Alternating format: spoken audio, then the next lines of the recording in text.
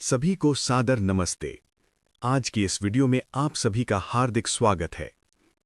वैदिक रश्मि सिद्धांत वर्तमान में ब्रह्मांड के उन गहनतम विषयों को समझने की कुंजी है जिससे समस्त दृश्य और अदृश्य जगत का अस्तित्व है।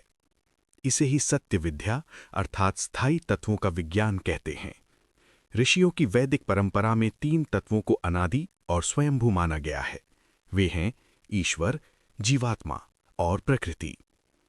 वैदिक रश्मि सिद्धांत में ईश्वर प्रकृति तत्व को कैसे प्रभावित कर सृष्टि का निर्माण करता है और कैसे संचालित कर रहा है, इस विषय का विस्तार पूर्वक वर्णन है।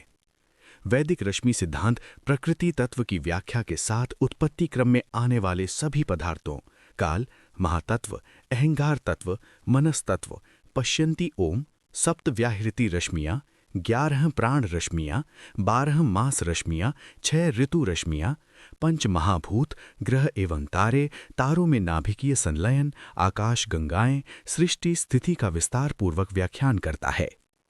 इस उत्पत्ति क्रम में आने वाले 5 महाभूत आकाश अर्थात स्पेस, वायु तत्व अर्थात वैक्यूम एनर्जी डार्क एनर्जी, अग्नि तत्व अर्थात all fundamental particles like photons electrons, जल तत्व अर्थात एटम, पृथ्वी तत्व अर्थात मॉलिक्यूल्स है।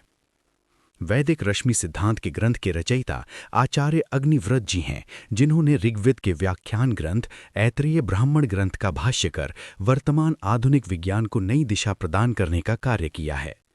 वर्तमान आधुनिक विज्ञान असीम धन एवं संपदा खर्च कर सृष्टि की गहराई में जाकर अध्ययन का निरंतर प्रयास कर रहा है, फिर भी अभी तक पृथ्वी अर्थात मॉलिक्यूल्स और जल महाभूत तक ही समझ पाया है। अग्नि महाभूत पर अभी उनका शोध अनुसंधान और अध्ययन जारी है।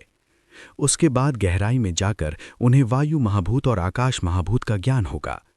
इस कार्य में उन्हें सैकड़ों वर्ष अथाह धन संपदा और संसाधन खर्च करने पड़ेंगे, परंतु अपनी ऋषि परंपरा को संसाधनों की आवश्यकता कम है, जिसे समझने के लिए संपूर्ण वैदिक रश्मि सिद्धांत उपलब्ध है।